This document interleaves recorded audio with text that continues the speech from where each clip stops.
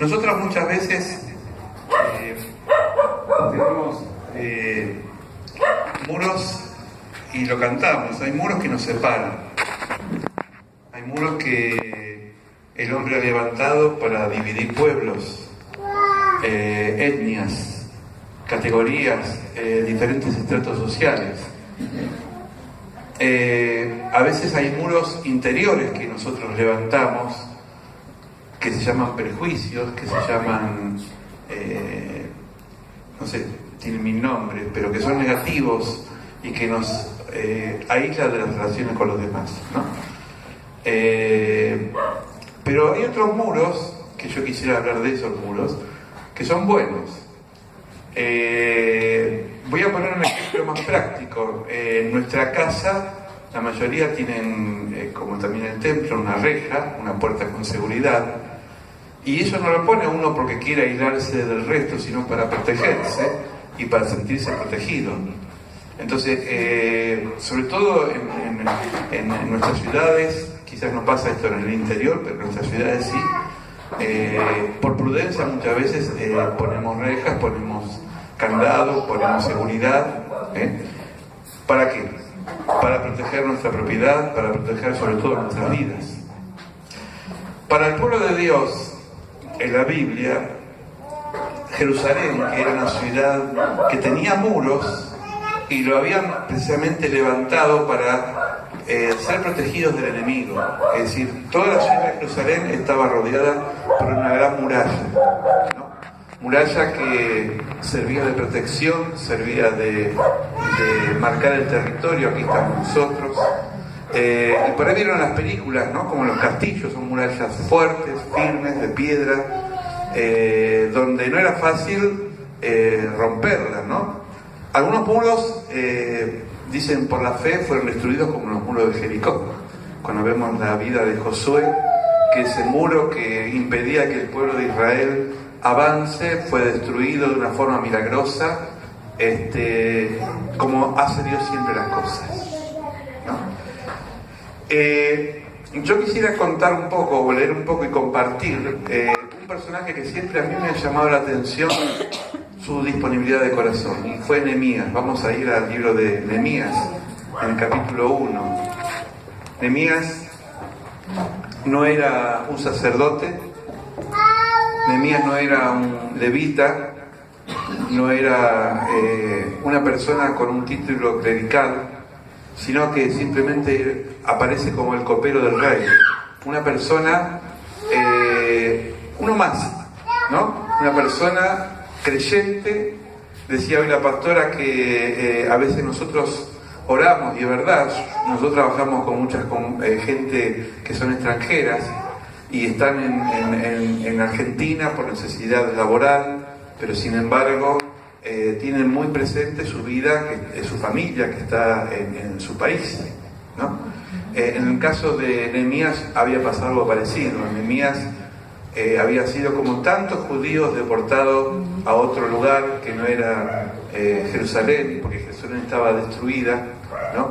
Así como vimos en Esther, así como vimos en Daniel, fueron hombres y mujeres que su vida tuvo un giro de 180 grados y se vieron en otro lugar, ¿no? Y no es mi caso, yo soy de acá de Argentina, pero debe ser muy difícil el desarraigo, de sentirse que no es su lugar, su espacio, su patria, el sentir que los suyos están quizás lejos y no hay forma de abrazarlos, de verlos cara a cara, de vibrar lo que le están pasando. No es lo mismo, tenemos medios de comunicación, formas de encuentros virtuales, pero nunca va a ser lo mismo ni va a suplantar lo que es un mirarse frente a frente, ¿no? Y esa nostalgia, ese dolor, esa ausencia produce a veces mucho bajón, mucha depresión, porque emerge en nosotros una impotencia, ¿no? Así estaba Nehemías. Nehemías era una persona que se encontraba trabajando para un rey. Su vida permanentemente estaba en peligro porque tenía que probar el vino, el líquido que tomaba el rey, la copa, ¿no?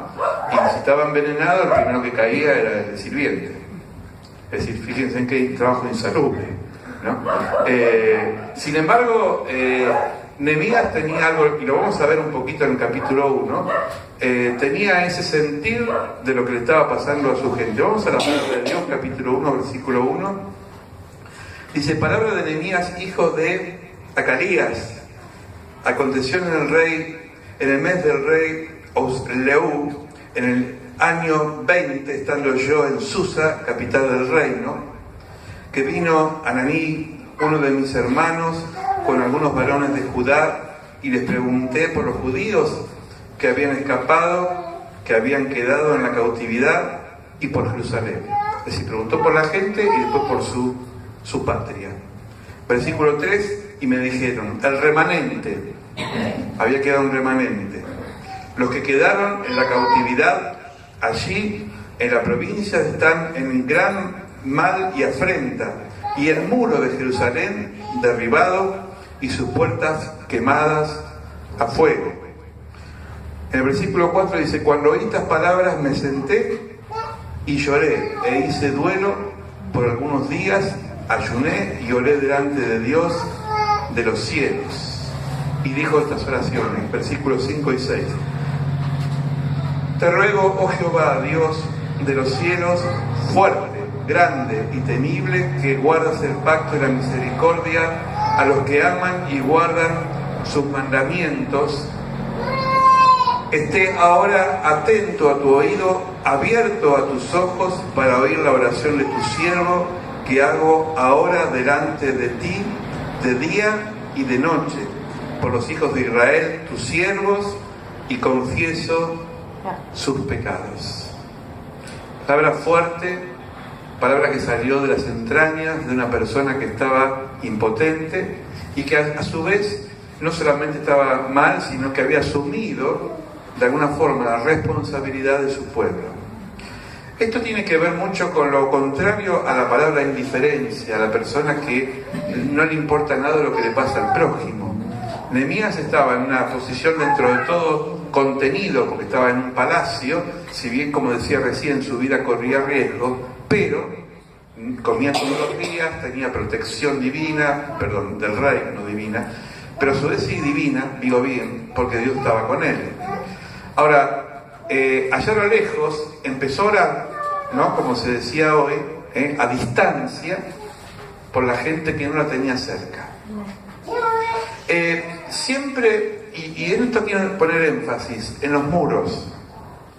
Hay muchas promesas de Dios, sobre todo en los Salmos, que dice, por ejemplo, el que habita bajo la sombra del Altísimo, Salmo 91, morará bajo la protección del Omnipotente. O en otra parte dice que el ángel de Jehová acampa alrededor de aquellos que le temen y los defienden, ¿no? Pero siempre en Dios como Padre, para que haya una protección, hay una condición también.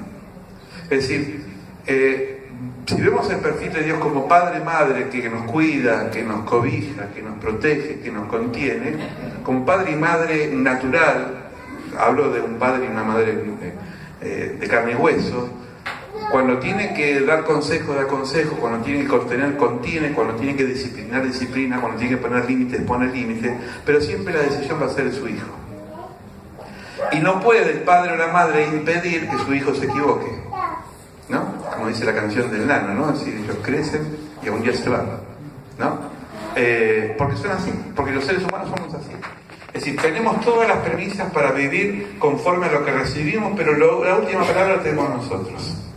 Y a veces los hijos se equivocan, nos equivocamos. Y también los hijos de Dios nos equivocamos muchas veces. En vez de elegir el camino del bien, elegimos el camino del mal. Y a veces el camino del mal no es el extremo de porque hemos delinquido, o hemos robado un banco, o hemos asesinado. A veces no estar bajo la voluntad de Dios y hacer nuestra voluntad, aunque entre comillas parece que nuestra vida es buena y normal, puede pasarnos que esa cobertura se aparte de nosotros y ese muro se venga abajo y empezamos a ser sitiados por enemigos que a veces pueden ser de carne y hueso, pero a veces pueden ser espirituales. Dice Pablo, no luchamos contra personas de carne y hueso, sino contra huestes espirituales de maldad. Y a veces decimos, ¿y por qué me pasa a mí ahora esto? Y quizás, no siempre, porque a veces puede ser una prueba, pero a veces pasa porque no estamos en sintonía con lo que Dios quiere de nuestras vidas. El primer punto es la comunión con Dios.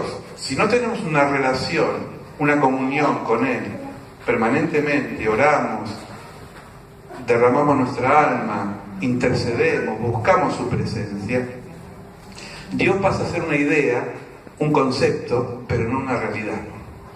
Es decir, nosotros podemos hablar de Dios, pero a veces podemos dudar de Dios. A veces creemos en Dios, pero quizás no le queremos a Él. A veces pensamos que porque ya tenemos a Dios, está todo hecho, lo dejo en mi vida y sigo caminando como si Él no existiese. Pero la relación se cultiva, se alimenta y crece en la medida que yo me relaciono con Él. Siempre para estos casos pongo un ejemplo que para mí, cuando lo aprendí, porque lo aprendí de otra persona que lo supo transmitir, espero que yo también, decía que Dios es como esta sala, por ejemplo, ¿no? Por ahí lo han escuchado ustedes, decir, si yo apago todas las luces de la sala, ¿no? Y empiezo a prender un fósforo chiquito o una vela chiquita, mi luz va a ser muy tenue, las figuras que voy a ver van a ser medias difusas, y entonces voy a empezar a presuponer que el que está delante es varón o mujer, quizás por el pelo largo, pero no voy a tener claridad de quién me está mirando. ¿Se entiende? Seguimos con la sala oscura, yo prendo, en vez de un fósforo, prendo 10 fósforos, y ahí ya empiezo a distinguir que hay mujeres, varones, y que hay chicos, y que hay movimientos. Si prendo 50 fósforos, me doy cuenta que la sala tiene un verde agua, que hay cuadros, ¿no? Y es verde agua, ¿no? Sí.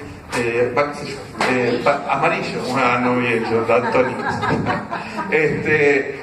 Y si prendo 100 fósforos, voy a ver toda la sala con mucha luminosidad. ¿Se entiende? La sala no cambia. La sala no cambia. Lo que cambia es la iluminación que yo le pongo. Dios no cambia. Dios está presente en todos lados, aún en los lugares que yo puedo pensar que Dios no va a estar, porque Dios es el Señor. Por eso le dijo Dios a Moisés, yo soy el que soy. No tengo nombre, no tengo limitaciones, no tengo figura. Moisés tuvo que pelear, entre todas las peleas que presentó Moisés, pelear contra pueblos que tenían imágenes. Y las imágenes limitan. A veces nosotros tenemos conceptos de Dios, pensamos que Dios es así, es así, pero Dios es un misterio, es otra cosa. No lo puedo englobar dentro de mi concepto limitado e infinito. Como decía un hombre sabio, Agustín, decía que yo no puedo poner a Dios en un vaso de agua, porque es un mar y no entra en un vaso de agua. ¿Se entiende? Entonces, mi relación con Dios es en la medida, mi luz se empieza a iluminar y veo el rostro de Dios cara a cara en la medida que yo tengo una relación con Él. Si yo oro 5 minutos por día, no puedo pretender ver toda una luz. Voy a ver muy tenue a Dios. Y no estoy hablando de una visión física, lo que se llama la experiencia con Dios. ¿Se entiende?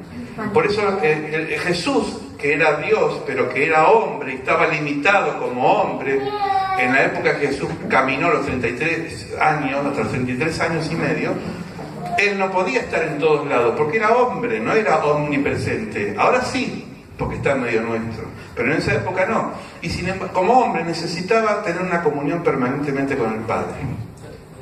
Y se iba a hacer retiro espiritual de toda una noche en la montaña, porque necesitaba, como dicen los jóvenes, cargar las pilas. Y bajaba al llano y podía discernir quién tenía demonios, quién tenía espíritu de maldad, pero no usaba nunca el poder de Dios, porque dice Filipenses capítulo 2 que Él no escatimó siendo como Dios, es decir, se despojó, no usó la divinidad, aunque era divino. Era un ser humano que por eso pudo vencer al demonio como hombre. Y por eso nosotros, dice la carta a los Hebreos, podemos imitarlo a Él, porque si no sería imposible imitar a un Dios que no está encarnado. Esto es lo maravilloso de nuestra fe, que otras religiones no tienen, que Dios baja, desciende, se encarna en medio de las personas, se hace carne y se hace igual a nosotros, menos en el pecado, igual a nosotros. Sufre, tiene sensaciones de depresión, dice en el Getsemaní que siente sensación de muerte. Yo siempre tengo un conflicto con un corito viejo que decía: no puede estar triste que un corazón que alaba a Cristo. Yo creo que sí, a veces podemos estar tristes, porque no es un pecado la tristeza, es un conflicto interno que tenemos. Jesús estuvo triste, Jesús lloró, Jesús tuvo impotencia, Jesús se enojó, Jesús gritó, Jesús dijo palabras fuertes cuando tuvo que agredir o exhortar a los fariseos. Los trató de víboras, los trató de sepulcros blanqueados. Jesús, yo tengo un amigo entrañable, uno de sus amigos más cercanos, fue Lázaro, que no era discípulo, era amigo, que es diferente ser discípulo. Por eso amigos se cuentan con la mano, ¿no? Jesús tenía a su amigo Lázaro en esa casa de Betania donde iba con María y Marta. Nuestra relación con Dios se enriquece en la medida que yo tengo relación con Él. Y hoy la gente necesita este tipo de creyente de nosotros, no que vengamos de conceptos, sino de la experiencia. Porque la gente necesita el Dios vivo y verdadero. Y nosotros somos luz y sal para transmitir ese Dios vivo y verdadero. ¿Amén? Entonces, Nehemías tenía esa comunión. Dice que oraba 3 veces al día, como Daniel. Estaba en otro país, estaba expatriado, estaba lejos de su casa, pero sin embargo tenía comunión con Dios, no se había enfriado. Me van siguiendo, ¿no? ¿Por qué le preocupaban los muros? Porque era el comienzo de la construcción. ¿De qué valía levantar Jerusalén si los muros no estaban? Yo puedo armar una hermosa casa, pero si no tiene puerta, y la voy a modelar muy bien de cosas, pero un día me voy a trabajar cuando me encuentro, no me voy a encontrar ni el inodoro, perdón, pero me van a robar todo, ¿no? Es decir, los muros para Nehemías y para esta palabra es señal de protección, de contención, de seguridad.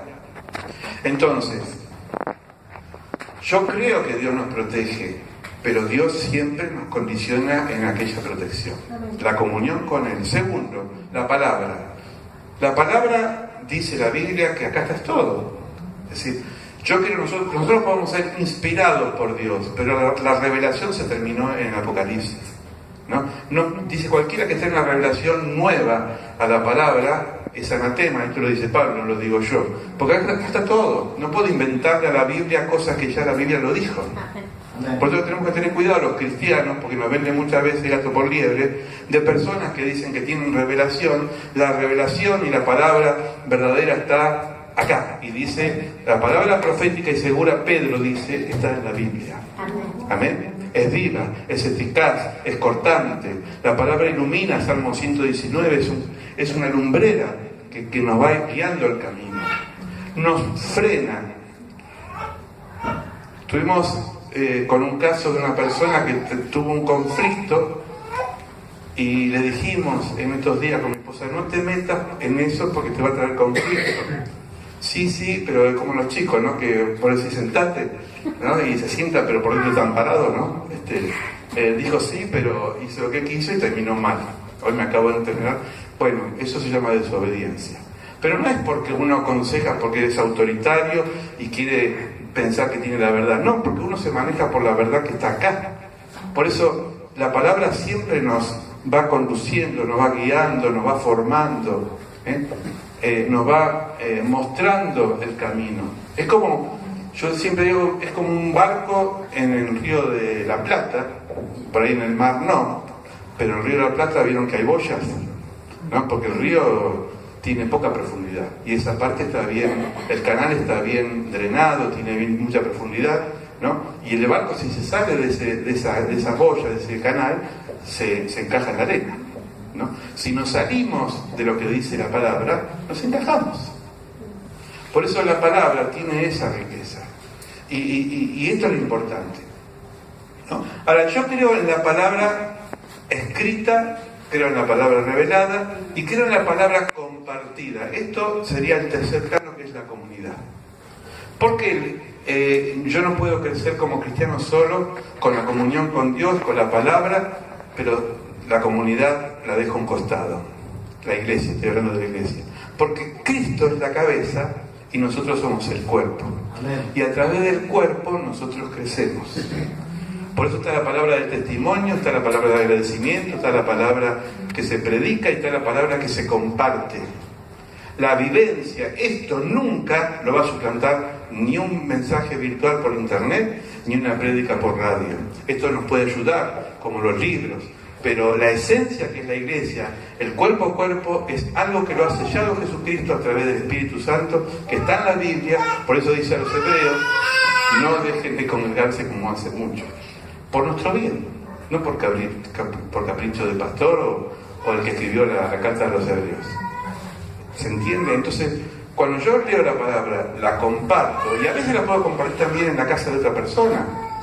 Es decir, ayer vino una persona y me dijo, me está golpeando Isaías 45, una persona de nuestra iglesia, y no me deja dormir, no sé lo que dice. Y digo, mira, yo no soy tan iluminado como parezco, tampoco muchas cosas, pero vamos a tratar juntos de entender lo que nos quiere decir el Señor. Y descubrimos cosas nuevas, y yo este pasaje lo leí muchas veces y nunca lo había visto desde esa perspectiva, porque nunca uno termina de asombrarse lo que es la palabra. Es una caja que nunca tiene fondo, siempre tiene cosas nuevas para salir.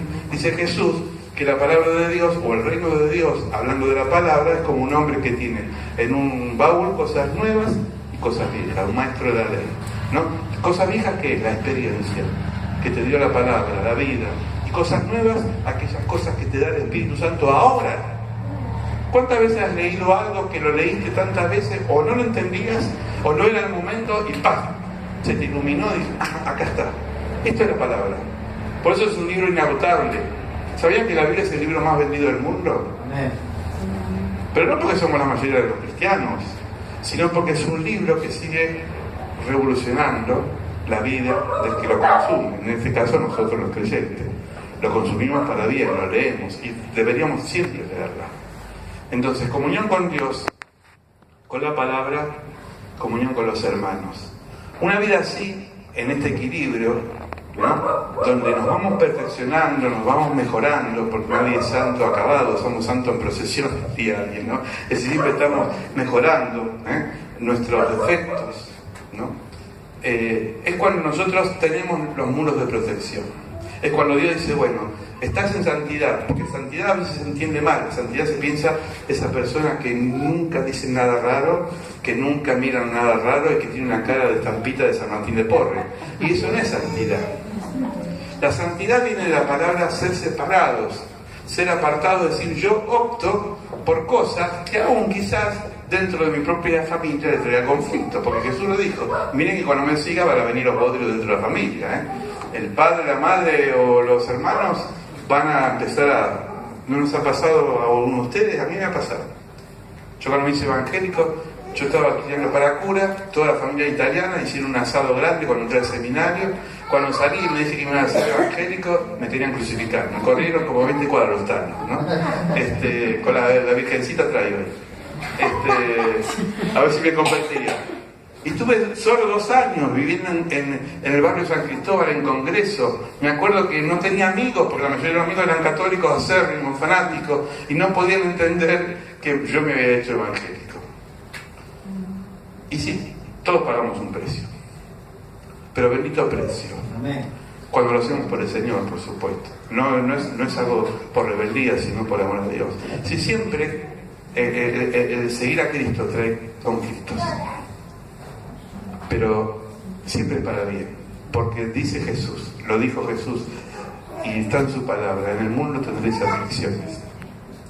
Estamos peleando con un mundo que es opuesto a la visión de Jesucristo, un mundo egoísta, un mundo sálvese quien pueda, un mundo que levanta muros, pero no de protección, sino de separación, como decía al principio, un mundo que clasifica a las personas por el color de la piel, un mundo lastima a la mujer por, entre comillas, sexo débil. aunque yo eso no creo que son tesoros. Yo no podría parir nunca a un hijo, no aguantaría. Pero sin embargo creo que nosotros tenemos esa protección de Dios. Si vivimos en santidad con Él, si vivimos una vida, como decía recién, en búsqueda permanente con Él. Que vamos a meter la pata, que vamos a pecar, sí, porque somos seres humanos. Decía David en el Salmo 19, líbrame de los pecados que son ocultos. Hay cosas que están entre nosotros que nosotros mismos lo manejamos. Romanos 7 dice Pablo que hay una ley en nosotros que nos lleva a hacer lo que no queremos. ¿Y cuántas veces nos sentimos miserables, como decía Pablo? Dije algo feo, pensé algo malo, actué de una forma diferente y después cuánto me arrepiento. Y bueno, somos así. Somos, como decía la pastora, la gracia está en nosotros, pero dice la Biblia que somos vasos frágiles. Entonces, en estos vasos frágiles Dios ha depositado su gracia. Y por gracia somos salvos, por gracia somos justificados, porque Él nos justifica, nos defiende. Jesús se pone adelante y dice, espera, papá, que esta persona, yo morí por Él. ¿No? Es el eterno mediador entre Dios y los hombres, Jesucristo. Y esto es lo que nos hace diferente. No que nos disfracemos de santos, no que pongamos caras diferentes, no que tengamos modalidades aparentes, sino directamente porque somos lavados por la sangre de Jesucristo. Entonces Dios levanta los muros y dice, a mi hijo, a mi hija no lo vas a tocar a Satanás. Porque a los hijos de Dios, como en el caso de Job, puede permitir que el diablo los zarandee. Dijo Jesús a Pedro, el diablo me ha permitido para que te zarandee. Pero no temas, Pedrito, yo voy a orar por vos para que tu fe no mengue. Es decir, a veces no entendemos estos manejos que se llaman del mundo espiritual, pero hay huestes espirituales.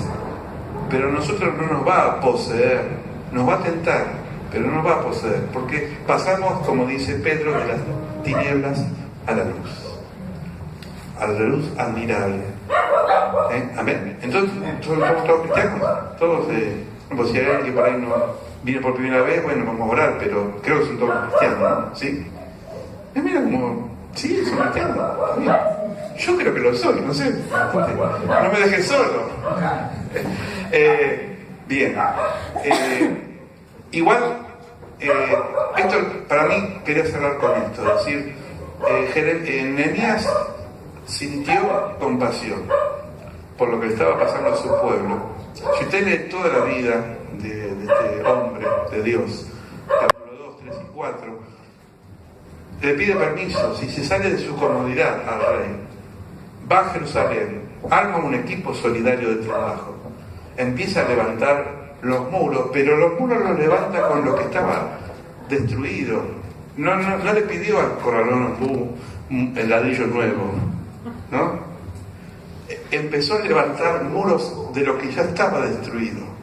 A veces nuestra vida se viene abajo, se viene a pique, y Dios dice, bueno, no quieras construirla con un cambio de imagen, de listing, como si empecé a construir de lo que tenés, de tus bases, de lo que sos en esencia, porque cada uno es único, y lo que somos para Dios es valioso. Yo las veces que he entrado en crisis he sentido que el Espíritu Santo me decía, no busque cambiar de postura, de personalidad, ni siquiera de cargo. No es por eso que nunca me entendí, eso es otra cosa. Pero digo, construir en base, se vino abajo la familia porque tuvo una crisis familiar, se vino abajo la familia porque tuvo una crisis económica, hubo una crisis de dolor porque perdió un familiar, no sé, hay muchas crisis y se vino abajo esos muros, ¿no? Pero Nehemías empezó a construirlo con los elementos que estaban ahí. No importó ni injertó nada de afuera. Eso sí, trabajaba de noche y de día con una pala y con una espada. Saben que para nosotros la espada es la palabra de Dios. Había Zambalada, había Tobías, siempre hay enemigos que quieren meter palos en la rueda en la construcción de lo que nosotros queremos hacer. Empezamos un proyecto y siempre va a aparecer uno y va a decir, no vas a prosperar con eso. Y por ahí es hermanito, Pero si Dios te dio la visión, dale para adelante. Amén. Si Dios te dijo, estaré contigo, no temas, dale para adelante. Al principio se van a burlar, algún día te van a aplaudir. Y si no te aplauden, mejor, no importa. A Jesús no le aplaudieron. Es decir, nosotros fuimos llamados a levantar lo que está en nosotros quizás destruido, y a veces vamos a levantar otras realidades de otras familias, porque somos ministradores de la gracia de Cristo Jesús. Amén. Somos todos sacerdotes, todos tenemos que orar por el otro. Si tu hermano, si tu amigo, si tu vecino, si tu pariente se le ha venido abajo su muro, está en vos, en que ores, y si lo podés ayudar, ayúdalo, con tu presencia, con tu contención. Pero acá la palabra indiferencia no existe. Nehemías me dijo, no, yo estoy bien ahora acá, que se embromen por rebeldes, porque Nabucodonosor les dio lo que tenía que darles porque eran rebeldes, que revienten, ¿no? Dijo así. Porque nos pasa, ¿no? A veces nos viene el espíritu de Juan, Señor, que decirle a fuego los que me desaparezcan del planeta. A mí me ha pasado, lo confieso. Llévatelo, Señor. Bien lejos. Y me lo pone al lado, digo. Y no se lo llevo. Porque Dios quiere que yo empiece a cambiar, ¿no? Bueno, termino con esto. Todos somos Nehemías. Vieron que está muy de moda ahora, ¿no? Todos somos Francia, todos somos... cuando pasa algo en el Facebook, todos somos Nehemías. Todos somos coperos. ¿Qué somos? Servidores. ¿De quién? Del Rey, pero del Rey de Reyes. Y todos estamos sirviéndolo, probando a veces tragos amargos y envenenados, porque la vida es así, a veces son tragos amargos. Jesús jugó ese juego de palabras con sus discípulos. Ellos estaban muy... Cuando querían pedir la coima, porque siempre la coima no es nueva, ¿no? Es vieja. Y le dice, Señor, me vas a dejar Pedrito y Santiago, ¿no? Después Juan, va a estar a tu derecha y a tu izquierda. Y Jesús le dice, eso no me compete a mí, eso es tema de mi papá. Pero, ¿pueden beber la copa amarga? Sí, podemos. Ni sabían lo que decían. Se refería a que todos iban a sufrir martirio, porque no hubo un apóstol que murió de jubilado. El único que murió de viejo, pero no jubilado, sino en la isla de Patmos, fue Juan, que encadenado con la única ropa donde iba al baño y todo, y ahí cuando era 80 y pico de años Dios le dio la visión del libro del Apocalipsis. Pero todos bebieron de la copa, algunos de golpe, como Santiago, que le cortaron la cabeza. ¿Se acuerdan cuando la iglesia oraba por Pedro, pero el otro hermano, ¿no? Hace cosas de Dios. Yo siempre digo, oraban por Pedro, pero el otro lo mataron a Herodes. Bueno, Dios tiene sus tiempos, no era el tiempo de Pedro, pero según la tradición Pedro muere crucificado también, y cabeza para abajo. Entonces, a veces como Nehemías vamos a beber copas amargas, pero si estamos bajo la cobertura del Rey, no de un rey terrenal, del Rey de Reyes, vamos a estar protegidos, pero nunca es indiferente a lo que le pasa a nuestro hermano, a nuestro país, a nuestro planeta Tierra, que es nuestro planeta Tierra. Hoy estaba en la brodería y decía uno, ¿cómo? ¿Qué loco es el tiempo? Le digo, señora, el tiempo es lo que decimos nosotros, no le eche la culpa al tiempo. Hemos roto la naturaleza, hemos envenenado las aguas, nosotros cosechamos lo que sembramos. Vamos a ver. Padre, te damos gracias por la vida de Nehemías, por esta palabra que acabamos de compartirla. Ayúdanos, Señor, a ser solidarios cuando el corazón nos mueve a la misericordia. Ayúdanos a interceder por las personas que tenemos cerca y no tan cerca. Ayúdanos, Señor, a tener una comunión plena siempre contigo, buscarte de día y de noche, Señor. Antes de acostarnos, orar, levantarnos y antes de empezar la jornada, orar, Señor, charlar contigo, Señor. Ayúdanos a leer tu palabra, a entenderla, a comprenderla y alimentarnos en la vida comunitaria, en la iglesia, Señor, en este cuerpo que tú has inaugurado el día de Pentecostés. Señor, gracias. Gracias porque sé que vas a levantar muros de protección, no los muros humanos egoístas que nos separan, sino muros de contención, muros que nos van a proteger del enemigo, nos van a proteger de las huestes del mal, nos van a proteger de las acechanzas, Señor, porque creemos lo que dice tu palabra. Caerán a tu izquierda, a tu derecha miles, pero a ti no te tocará, porque irás seguro bajo la sombra del Altísimo. Te bendecimos, Señor, porque eres el Padre sobre todos los padres, eres la Madre sobre todas las madres, eres aquel que nos cobija, que nos contiene, como diría Jesús, como la gallina que contiene a los polluelos, Señor. Gracias porque estás con nosotros hasta el fin de los tiempos. En el nombre de Jesús. Amén. Amén.